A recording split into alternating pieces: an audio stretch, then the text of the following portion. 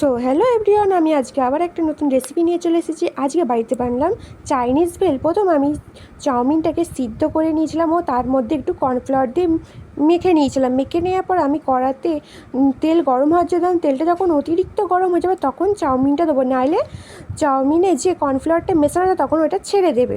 তারপরে চাউমিনটাকে মুচমুচে করে ভেজে নেবো। ভেজে নেওয়ার পর আমি এখানে নিয়েছি একটা পাত্রর মধ্যে দিয়ে দিচ্ছি শসা কুচি,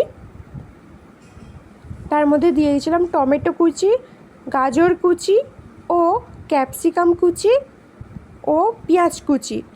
দিয়ে দেওয়ার পর আমি ওখানে দিয়ে দিয়েছিলাম সাদা গোলমরিচ,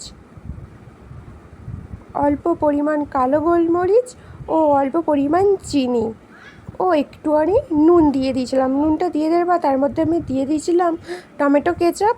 দিয়ে দেওয়ার পর এই সমস্ত উপাদানগুলোকে ভালো করে মিশিয়ে নেবো। মিশিয়ে নেওয়ার ও তার মধ্যে কেটে রাখা পাতিলেবুর রসটা দিয়ে দেবো। দিয়ে দেওয়ার পর ভেজে রাখা চাউমিনটা দিয়ে ভালো করে মাখিয়ে নেবো। বন্ধুরা দেখতে পাচ্ছি আমাদের চাইনিজ ভেল রেডি।